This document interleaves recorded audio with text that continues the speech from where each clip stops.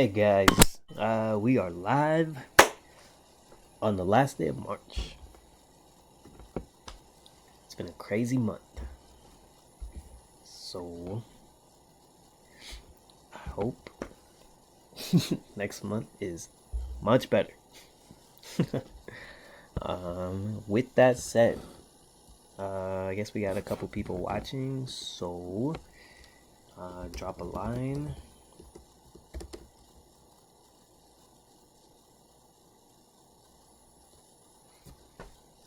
Let me know who's here, who's watching.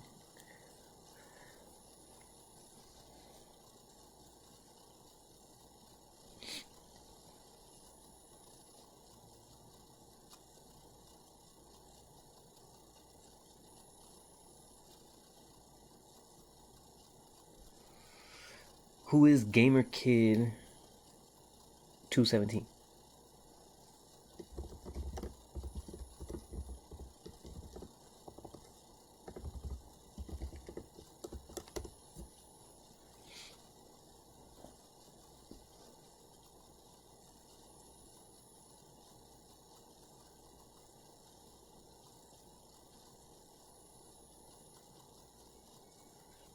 All right. So, I want to start off today with any homework questions, any homework review. I would like to take care of that first. So,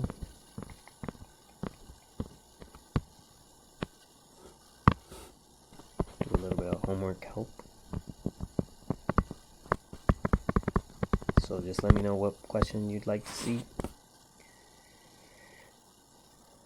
Oh, David Lopez, what's going on, man? You're tuning in on an off day today.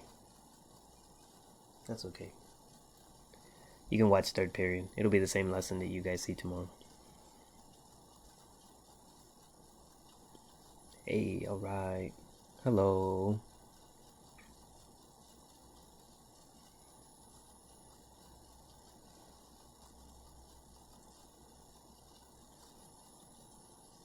Hey, Daisy. Hey, Alanis. Hey, Alexa. Hey, Jose.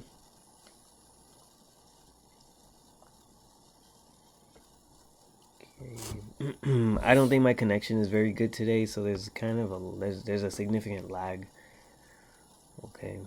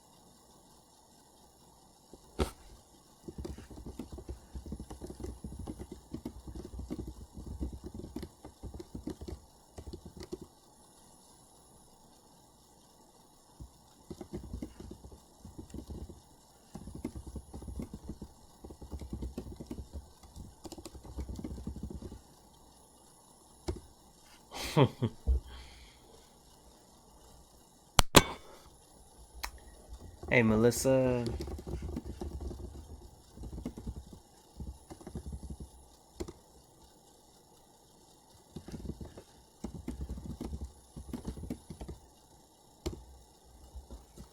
Okay, we can do homework too. Let me look at it. Let me go back and find it.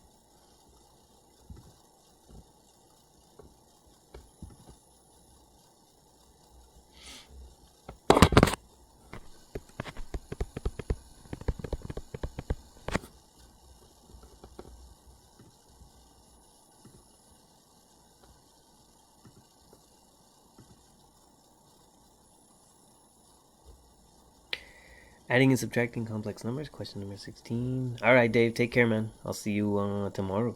You can tune in. Okay. So number 16. All right, number 16. Yeah, number 16 just doesn't match the answer. There's a typo there. So, we can go through it, but I think I solved it already actually up here. Yeah, number 16. Number 16 is this right here. That's the answer, but we'll go over it.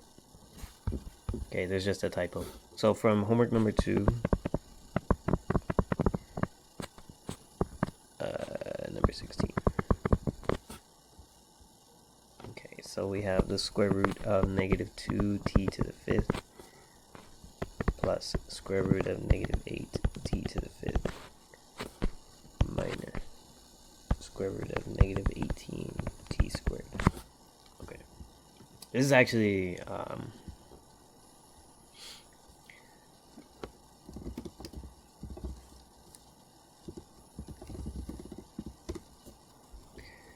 okay, so gets pretty nasty here, pretty ugly, but let's just start by breaking up the first expression. Okay, so you know that this can be split up as the square root of negative 2 times the square root of t to the 5th, right? So the products can be split as individual square roots. All right, so then that lets us clean up this first part. You see how the square root of negative 2i, that becomes the square root of 2, I'm sorry, the square root of negative 2 becomes the square root of 2i, right, with the I on the outside.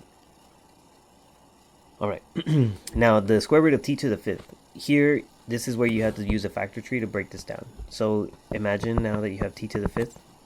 Well, you get t times t times t times t times t, right? And so remember, because we have a square root, we're looking for pairs.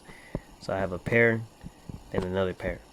Okay, well, if I have a loner, right, then that's the one that goes back inside the square root. So we have square root of t. Well, if I have a pair of t's, well, t goes outside. That's the first one. Then I have another pair, so now I have another t that goes outside. And then I can multiply those t's together. Okay, so now that gives us t squared root t. Okay, so the t to the 5th actually becomes t squared root t. All right, so t squared root t, and it's a product of all of these things together. Okay, now it looks ugly, it looks messy because it's not written in the way that it should. Remember that I should always be the last term in the expression. So here's what I'm going to do. Anything that's outside of the square roots, in this case the only thing outside of the square roots is the t squared, so I'm going to bring that to the very front. If I have a square root of 2 and a square root of t, what can I do to simplify those two together? I can multiply them and put them both underneath one square root. So then that just simply becomes the square root of 2t. Okay, so far I've taken care of the t squared, square root of 2, square root of t. The only thing left over is the I. So where does I go? I goes at the end of the expression. Okay, so that's what we have so far, at least for the first term. All right, let's move on to the next one. Okay, again, this one splits into the square root of, this is plus the square root of negative 8 times the square root of t to the 5th. Okay, well, we know that the square root of 8 is going to become square root of 8i. Okay, and we already know that the square root of t to the 5th, we know what that becomes. It becomes t squared root t. So t squared root t. Okay, now the square root of 8 is something that we do need to simplify. Okay, so if you have 8 and you break it up into a factor tree, you have 4 times 2, and 4 becomes 2 times 2. Okay, so with 2 times 2, that's a pair, and then we have one left over, one loner. Okay, so then this 8 will become 2 root 2. Okay, so now I can simplify the 8, that becomes 2 root 2. Bring down I, bring down t squared, bring down root t. Okay, so again, I want to order this in a nicer, more organized way. Okay, so anything that is outside of the square roots, the 2 and the t squared, we can multiply those together. So that gives us 2t squared. Now, square root of 2 and square root of t, you can multiply those together because they are both inside the square roots. So you end up with the square root of 2t. And then finally you have the I. So you drop the I at the end. Okay. And then remember there was a plus in the front this entire time, so it's a plus. Okay, let me bring down this other term, the t squared root 2t I. Okay, all right, that's what we have so far. Now let's go back up. Let's clean up this one. So we have minus. I'm going to break this into two parts. Square root of negative 18 times the square root of t squared. Okay. Easy part here is the square root of t squared. Well, t squared and the square root, they cancel it to get just t. Okay. Square root of 18, that becomes square root of 18i. Excuse me. And then bring down the minus. Okay, so now I have to do the square root of 18, so I do a factor tree. 18 is the same thing as 9 times 2, and 9 is 3 times 3. So my active numbers, I have a pair of 3 here, and then I have a 2 left over. So I can rewrite this as 3 on the outside, right? My pair of 3 becomes just 1, 3. The 2 goes back inside the square root. So here's what I have now. I have minus 3 root 2 I times t. Okay, so now I can bring that down as, remember, anything that's on the outside of the roots, I can multiply, right? So 3 times 3 is, 3 times t is 3t. Then square root of 2, then I.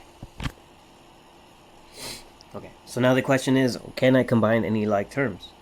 Okay, and the answer is going to be yes. All right, so take a look at the first two terms, right? So first of all, they're all imaginary, right? So they're all imaginary. They all have I in common. That's good. Okay, now just because they all have I in common doesn't mean you can add them all together. They have to have the same parts. Okay, they have to have the same parts. The only thing that's allowed to be different is the coefficients. So the coefficients in this case is 2. The first term doesn't have a coefficient, so you can put a 1. Alright, so now you need to go through and check each term to make sure that if you're going to combine them, they all need to have the same variables, the same expressions. So let's start here with have t squared. Well, the first term does, and the second term does. But the third term doesn't have t squared. It only has t. So what does that tell you? That tells you that you cannot combine the first two terms with the last term. So the last term is going to be kind of a loner. You're just going to have to drop it. Okay? Alright, so we know third term, we're not going to combine. We're just going to end up dropping it. Let me see if we can combine the rest. Well, the rest, we have the square root of 2t. Does the other term have square root of 2t? Yes, it does, right? So do you see how they both have the same parts? That means you are allowed to add the coefficients. So therefore, you get to combine 1 plus 2 to give you 3. 3 of what? Well, they all have the same parts, right? So you get to combine the like terms. So you get 3t squared root 2t. And of course, this is imaginary. Okay, and then the third term here, the one that didn't have like terms, right? Notice how this one has t, this last term has t, the others had t squared. This one has square root of 2, the other ones had square root of 2t, right? So they're not the same, all right? So because they're not the same, you do not combine them, you just bring it down. And there it is. Okay, so that's number 16 right there. One of the tougher ones from the homework for sure. So I'm glad you asked.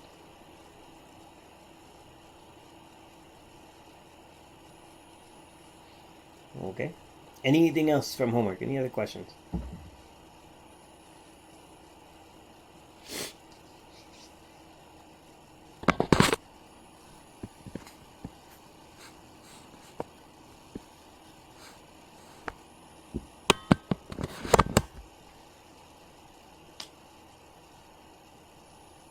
All right. Well, if something comes up, then we'll go over it. We'll go back to it. I'm going to go ahead and jump onto the lesson now. Okay, so today we're looking at notes number 38. I'm going to go ahead and have you make 1, 2, 3, 4, 5, 6, 7, 8. We'll go with 8 boxes. I think that should be enough. And then if we need more, I'll ask you to add some more. All right. Dividing complex numbers. I think this is pretty fun. I think dividing complex numbers is a pretty fun lesson. It's got enough enough of a challenge in it, but also still pretty easy to do. Okay, so one thing that we need to discuss before we talk about dividing anything, all right, we need to talk about this concept called a conjugate. Okay, conjugate is big. when it comes to complex numbers.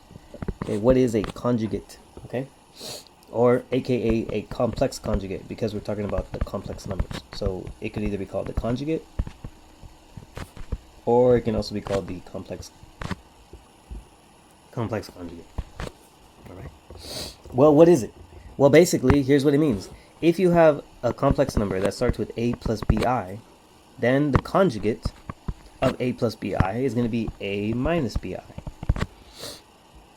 That's it, right? So basically, it's just the negation of the bi term, right?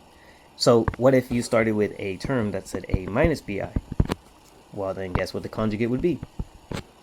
This time it's going to be a plus bi. Okay, so the complex conjugate is found, or the conjugate is formed,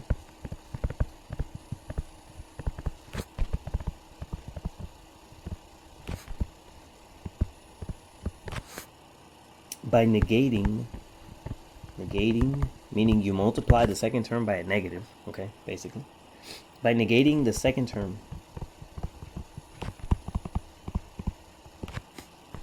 of a binomial, okay?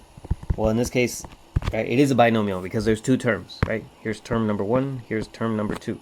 In order to get the complex conjugate of a plus bi, you multiply only the second term by a negative. So the a stays the same, but the sign changes for the second value, right? So from positive bi, it goes to negative bi. If you started with a negative bi, then the complex conjugate would be to change that negative into a positive, right? You would multiply the second term by a negative, turning it into a positive. So now it's a plus bi, okay? That's all a conjugate is, all right? That's all it is. Why do we use it? Because it's going to help us eliminate I from the denominator, kind of like what we did a couple lessons ago, all right? But because we have a little bit more complexity with it, if we're dividing, we're going to need to use conjugates, okay? So that's why we need to discuss that first. So let's just practice finding the conjugates. So for example, 1,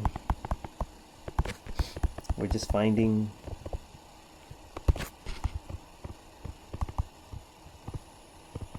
conjugates, okay? So if I had the number 5 minus 3i, what would the conjugate be for this number, okay? Well, like we said, you just negate the second term. So you still keep 5, but instead of a negative 3i, you're going to have a positive 3i. Okay, that's the conjugate.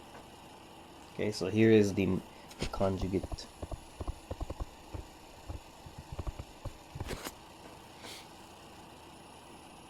Okay, let's do another one, right? So then what if you had negative 2 plus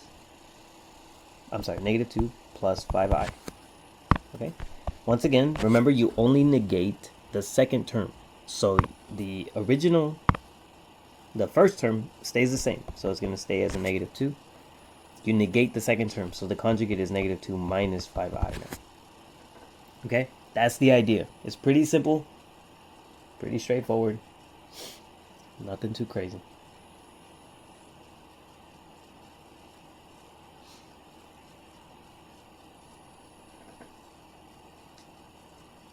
Okay. So now how do we use this, right? How do we use this to actually simplify expressions, okay? Well, the conjugates come in very handy in situations like this, okay? So let's jump in. Let's go with example 2. All right, let's say you start with a expression, right? You have a complex number, 5 minus I, divided by another complex number, 2 plus 3i. All right.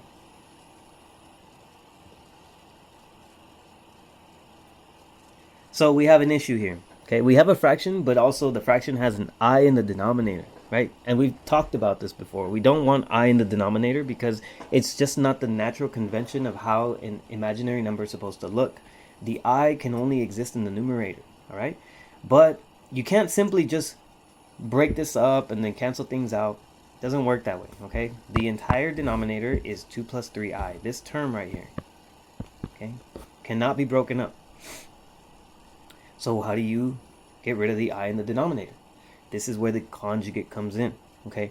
We would need to multiply the top and the bottom of the fraction by the conjugate of the denominator, Okay, so what is the conjugate of my denominator? Well, that conjugate would be 2 minus 3i, right? It's the opposite of the second term. Well, in order for me to be able to do anything effective with it, I need to multiply it not just to the denominator, but also to the numerator. Okay? So we turn a division problem basically into a multiplication problem.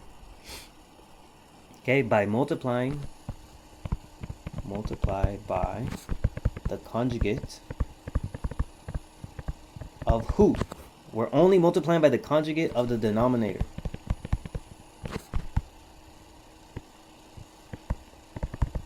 Okay, do not multiply by the conjugate of the numerator. That's not going to help you too much. Okay, why is it allowed for us to multiply by 2 minus 3i over 2 minus 3i? Okay, the concept is that you're really only multiplying by 1. Right? If you multiply by 1, you're not changing the number. Right? It might look different, but it's still the same value. Okay, so that's why we're allowed to do this. Alright, so now let's just go ahead and clean up the numerator and see what we get. Right, so we're going to start to FOIL out. Right, so you can put parentheses around this if it's a little bit more useful to you. And you start to FOIL. Right, so 5 times 2 gives you 10. 5 times negative 3i would be negative 15i. Negative I times 2, right, that's a negative 2i. And negative I times negative 3i, that's going to become positive 3i squared. Okay, so there's quite a lot that we can simplify in the numerator, but before we do that, let's go ahead and distribute out the denominator first. Okay, here is why we multiply by the conjugate. Okay, watch this, check this out.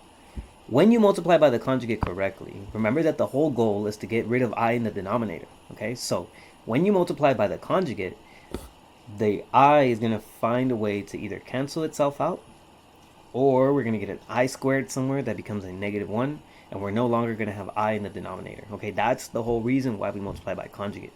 So for example here, multiply 2 times 2, that's going to be 4. Right, distribute here. Multiply 2 times negative 3i, that's going to be a negative 6i. Multiply 3i times 2, positive 6i. And then you multiply 3i times negative 3i, so that's going to give us negative 9i squared. Okay, so now we just clean up what we can. Okay, numerator, let's go. In the numerator we have 10. Well, negative 15i minus 2i will be negative 17i. And then plus 3i squared. So that's plus 3 times negative 1. Okay, so that just basically becomes 10 minus 3. That's just 7. Okay, so 7 minus 17i. Okay, numerator taken care of. Denominator now. See what happens. 6i plus 6i. I'm sorry, negative 6i plus 6i. Those cancel, right? And now, if you look here, this becomes negative 9 times negative 1, right? The I squared becomes negative 1. So what do you really have? You have 4 minus 9 times a negative 1. Well, 9 times negative 1 is positive 9. So really, it's just 4 plus 9, right? So that gives you 13. Okay. Now, you have a simplified denominator that does not have an I in it, right? So you've achieved your goal. Now, the only difference is this is not in standard form, right? The standard form of a complex number is a plus bi. Okay, now remember, this could be minus as well. It doesn't really matter. However, notice how they're separate, right? Here I have the numerators share the same denominator. So in order to get this into standard form, you have to split up the denominator and write it as 7 over 13 minus 17i over 13. Okay, that tells you here this value represents 7 over 13 is your a. The other term, 17 over 13 here, that's your b. Oops. And then obviously that's your I, right? So there is your complex number, a plus bi, or in this case a minus bi. Okay, so you're done. But you want to make sure that you split it up. Okay, why can you split it up? Because now this denominator is the denominator for both terms, both the 7 and the 17. So you can go ahead and split it up because it's the same if you were to combine it. All right, and that's pretty much it. Okay, let's do one more example, very similar to this one. Are there any questions so far? Doing okay? Remember, feel free to ask a question if anything comes up, and I'll try to go back to it. All right, example 3. Okay, we're looking at 4 minus 3i all over 2 minus 4i. Okay, all right, so issue, right? The problem is we have I in the denominator. No bueno, right? We don't want this. So the strategy here is to multiply by conjugate. What would be the conjugate? Well, 2 stays the same, but we want to negate, right, the second term. So if the number is -4, the negation of that would be a positive 4i. Okay. You also multiply that conjugate to the numerator. Okay. And why is it allowed? Why are we allowed to do that? Because really you're only multiplying by a value of 1. Multiply by 1, you're not changing the value, it's just going to look different. All right, so now we have a multiplication problem. We're just going to go ahead and FOIL this out. So let's see what we get. 4 times 2, that's going to be 8. Okay, 4 times 4i, that's going to be positive 16i. -3 times 2, that's going to be a negative 6i. And then -3i times 4i, that's a negative 12i squared. Okay, all right.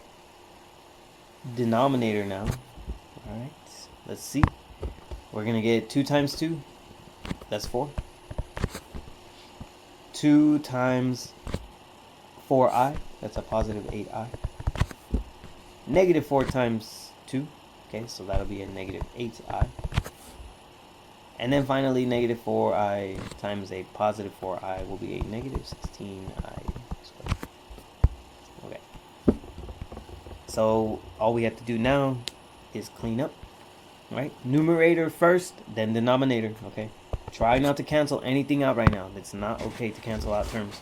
Okay, they aren't products, okay? They're a bunch of additions and subtractions, so take care of each one individually. So enumerator first. 16 minus 6. Okay, so let's start with 8. Then we have 16i minus 6i. That's going to give us positive 10i. And then negative 12i squared. Well, that becomes negative 12 times a negative 1. All over. All right, let's see what happens in the denominator. We have ai with negative 8i. Those cancel.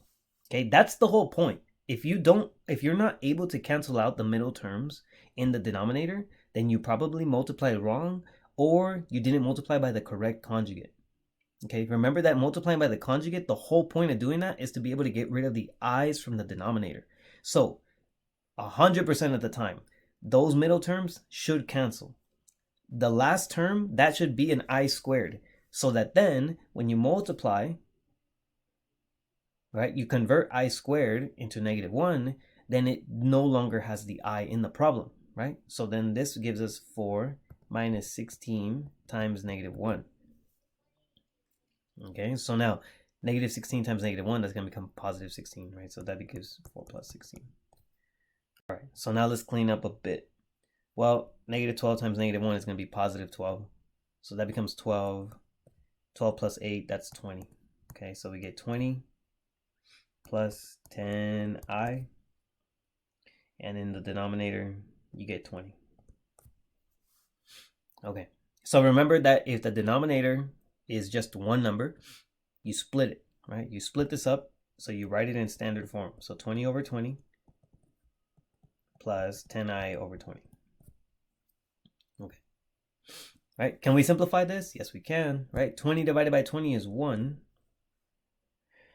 10 over 20 is, well, you divide both top and bottom by 10, that becomes 1, that becomes 2. So really it's just 1 over 2i. Okay, and it's okay to have it that way, right? Because this is still a, right? That's your a, and 1/2 is your b. Okay, so now it's in complex standard form. A plus bi, that's how you know that that is your final expression. Okay, how we doing so far? Give me a thumbs up.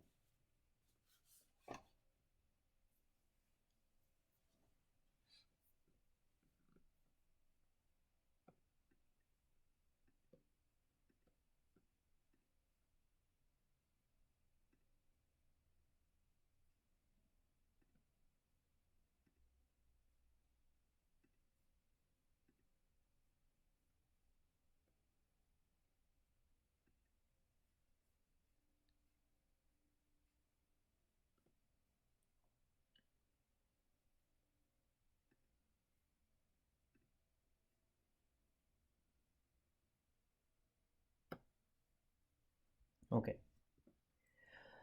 All right, couple more examples and we'll be done. So what is this? Example 2, 3, 4. Okay, doing good. All right, good to hear. Example 4. Okay, so let's try something a little different. It's still similar, but just so you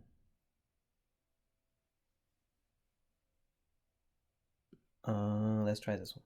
Okay, so let's try, we got 2 minus I root 3 all over 2 plus I root 3. Okay. So again, right, we're in this scenario where we want to go ahead and get rid of that I in the denominator. Don't want it there. So I would need to multiply by my conjugate for my denominator. Okay, so look at the denominator first. You're going to build a conjugate based off of that. So 2, now the negation of the second term, that's going to be minus I root 3. And then you're going to multiply that to the numerator as well. 2 minus I root 3. Okay, let's see what we get here. Okay, so numerator, FOIL out, right? 2 times 2, that's a 4. 2 times I root 3. Okay, remember, I don't like having I in the front. So I'm gonna do a switch as I multiply. So it's 2 root 3. Again, it's a negative 2 root 3. And then the I is now at the end of the expression. Okay. Same thing here. Multiply the negative I root 3 times 2. That's going to be another negative 2 root 3I. And then when I multiply the last two terms together, negative times a negative, that'll be a positive. Remember that if the numbers inside of the roots, right, you can multiply those together. So you get root 9. And then obviously don't forget I times I. So that gets you I squared. Okay, so plenty to clean up in that numerator there. Okay, we'll leave it for later. Denominator, right? What's the whole point of the conjugate? The whole point of the conjugate is to somehow get rid of the I, okay? So basically, here's what we get. Okay, 2 times 2, again, that's 4.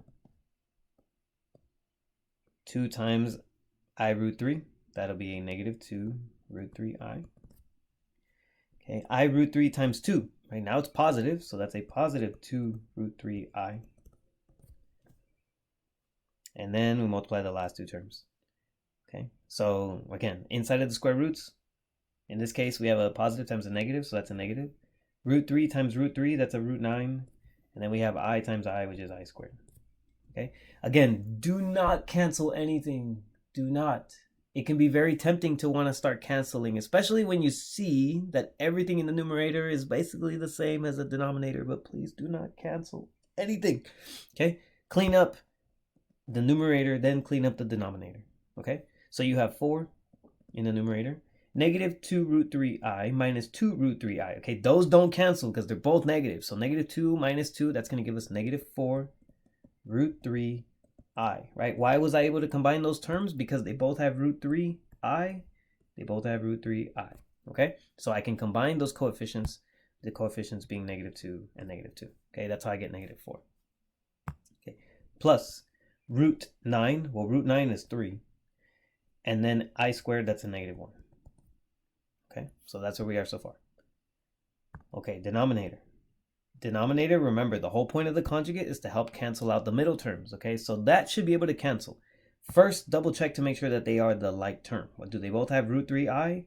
Yes, so then you can combine the coefficients. Negative 2 and positive 2, those cancel, right? So that means the entire terms cancel out too. Nothing there. Okay, so you can bring down 4. Okay, negative root 9 is 3, and then I squared is negative 1. All right.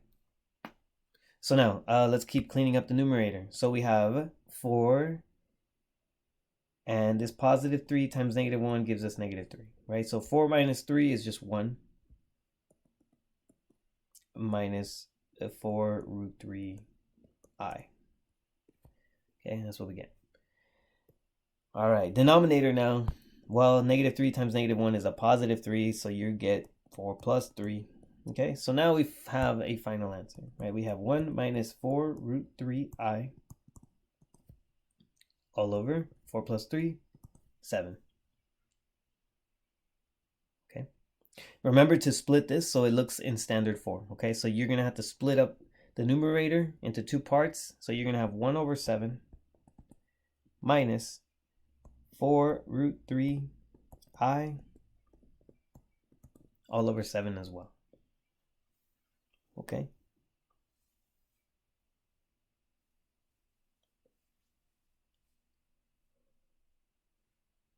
And that's about it. Okay, so dividing complex numbers, the whole trick is to multiply the top and bottom by the conjugate of the denominator. Okay. And that's about it. Okay. So let me just do a quick example from one of the problems from the homework, just so you have an idea of what to do. Okay, because you might not have seen it before. It's a combination of dividing, and it has a little bit of function notation. So I want to make sure that you see one before you are asked to try one on your own. Okay, because if not, it can seem challenging, but it's not too bad. Okay, so I'll leave this as the last example for today. Okay, so on your homework, you should be able to do pretty much everything up until. Okay, there's a question there that asks what is the reciprocal of each complex number? It's asking what is the conjugate. Okay, not the reciprocal is basically another word for conjugate, not quite. Okay, but I'm asking you find the conjugate. Okay, find the conjugate. Okay, so for let's see.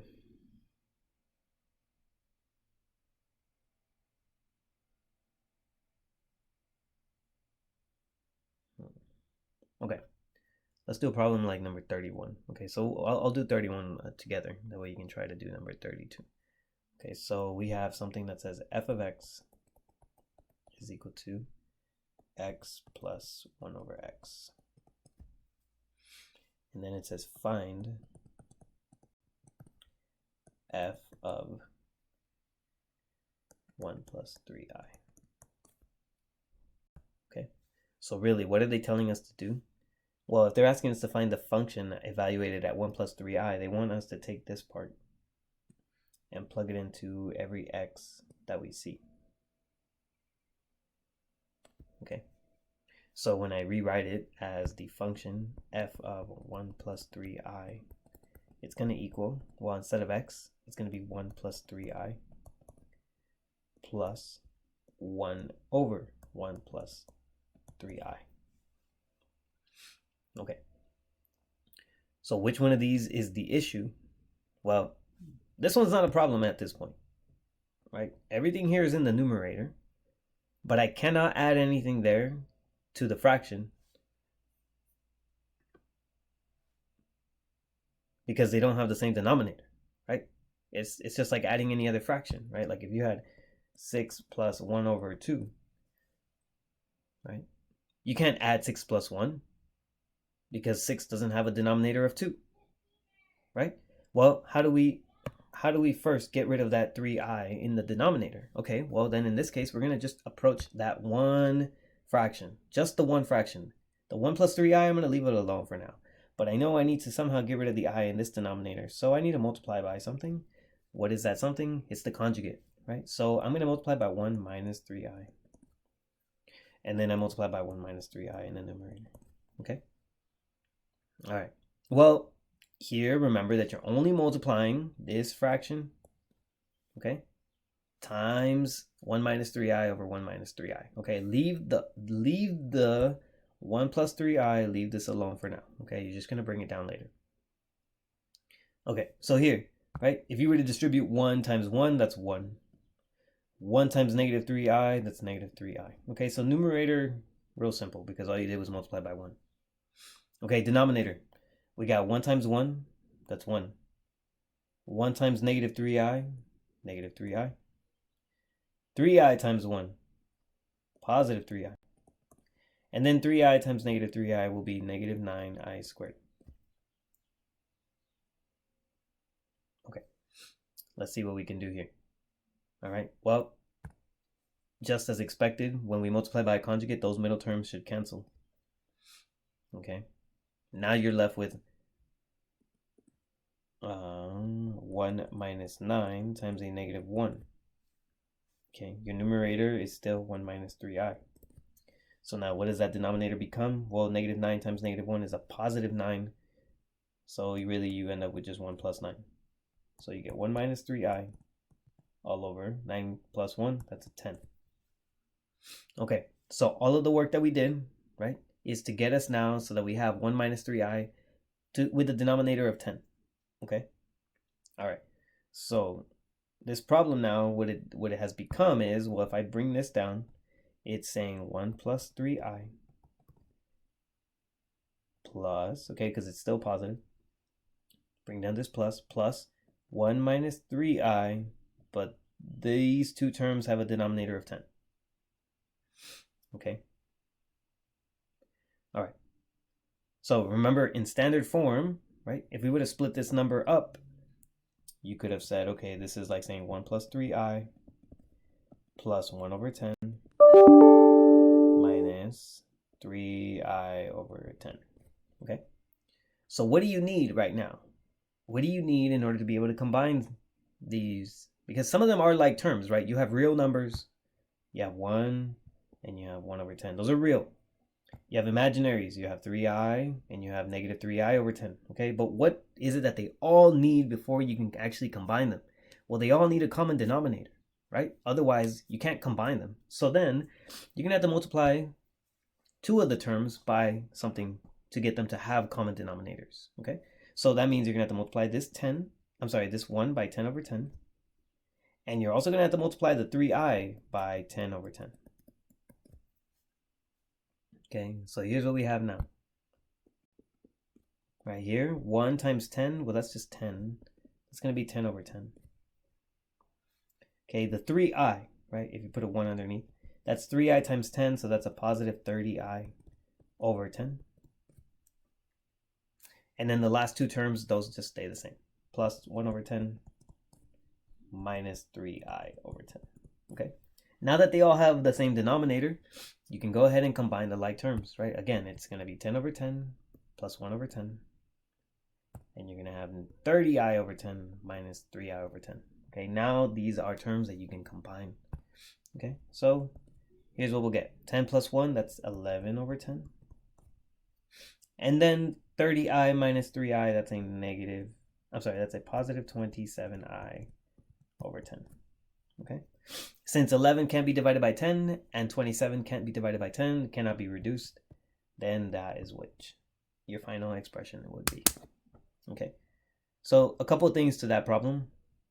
The first thing is, if it's asking for f of whatever, you're going to go ahead and plug in that entire expression in for your x. Okay, so it's a substitution, kind of like a composition of functions there.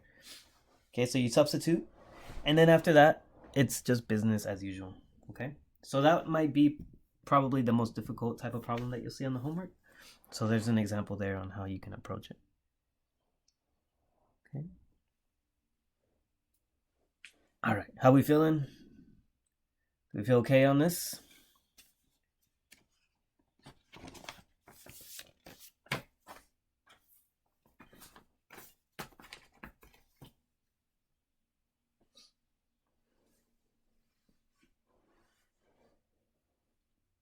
Good to go.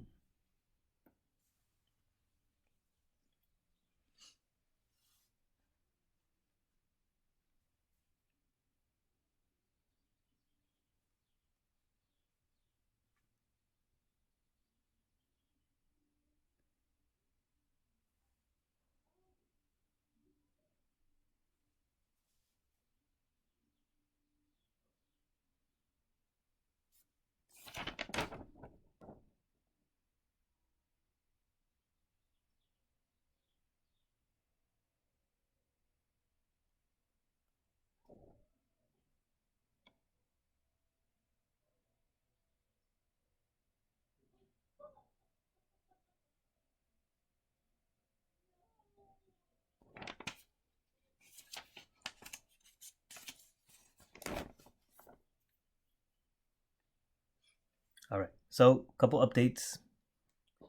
I'll put them down here. First thing is we're gonna have a quiz on Thursday. Okay, so quiz.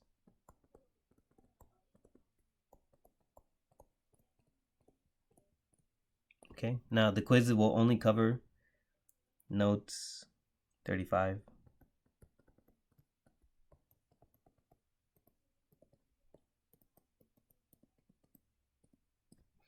and 36. Okay, so study those two notes. The quiz will be on Edulastic. Okay, but to get full credit, you will need to submit a picture of your work. Okay, so the same way, like if we were taking a quiz and you had to show your work, it's the same thing. You have to write the problem on a piece of paper at home, you do the work, and then you submit a picture onto Schoology. Okay, so I'm going to create an assignment that's going to say Unit 6, Quiz 1.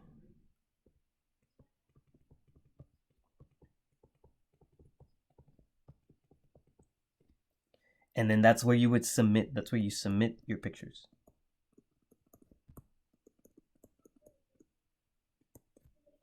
Okay, so the quiz will be around the same time that class is normally during. Okay, so I'm gonna open up the quiz to be available from 9.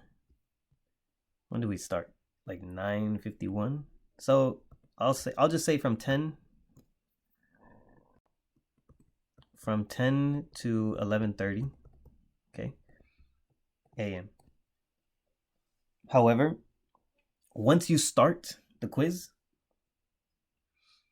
you're only going to have 35 minutes. Okay, so that should be plenty of time. Typically, quizzes in class only last about 25 to 30 minutes, but I'm giving you additional time to be able to, do the work and then go back in and submit your answer, that kind of deal. Okay, so it's open for this time. However, you only have 35 minutes to complete. Okay, so once you open it, then the timer starts. Okay, so got to make sure that if you're going to do it the second half, you got to be logged in by at least 10:50. Okay, at least 10:50. That way you don't run out of time. Okay, only 35 minutes to complete. All right. Any questions on that? Okay, so there won't be a lesson on Thursday. Okay, Thursday will just be a quiz. And then we will continue when we get back from spring break. Okay. In addition to that, I'm also going to give a retake opportunity for test number 5. So Unit 5 test. I'm going to post an announcement. I'm going to make the retake available during spring break. There are going to be a couple of dates. Okay, now why during spring break? Because I'm just guessing that it won't be as busy that week.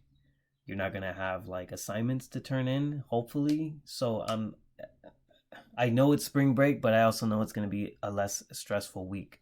So that's why I'm putting it available. So again, the retake is not mandatory, right? Obviously, it's just a what do you call it? What's the word? It's voluntary. Okay, obviously, if you want to retake a test because you didn't do as well the first time, then that'll be an opportunity there. Okay, so I have a video that I will share.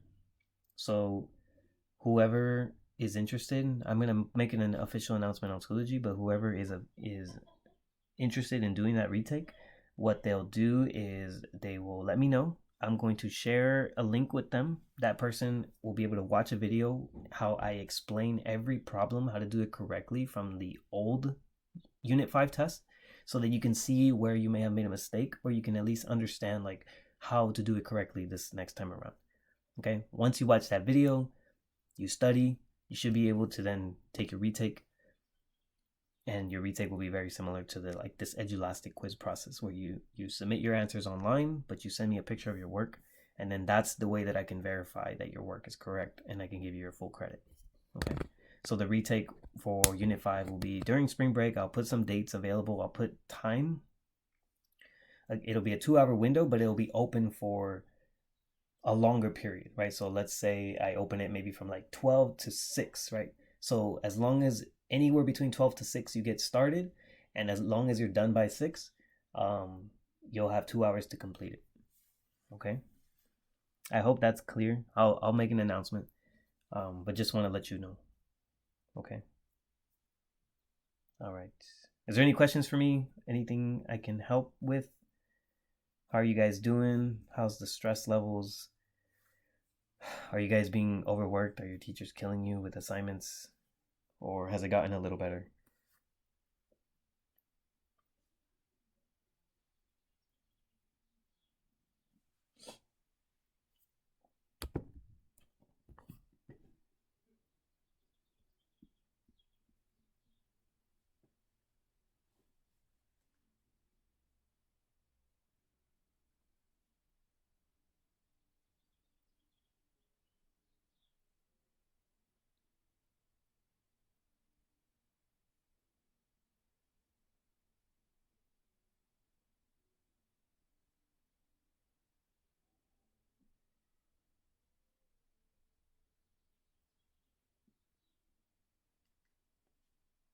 All right. So just be on the lookout for official updates on Schoology, okay? And then make sure you study those first 2 notes that we did. So the notes that we covered last week, um, 35 and 36, those will be the ones that that you get tested on. Okay, so no multiplying yet. That'll be on the quiz after. So just cover the imaginary number and then also adding and subtracting. Those will be the 2 big ones. Okay. All right, guys. I'm always available through email. Um, and if you have any particular questions on homework that you're just stuck on, and you don't want to wait because it's bugging you, then you can always send me a message, and then maybe we can try to set the schedule like some homework help through a Zoom, and then I can help you out. Okay.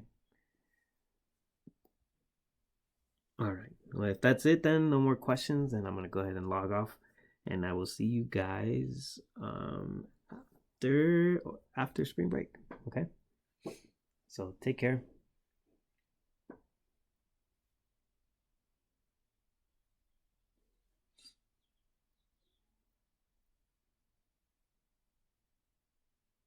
Okay.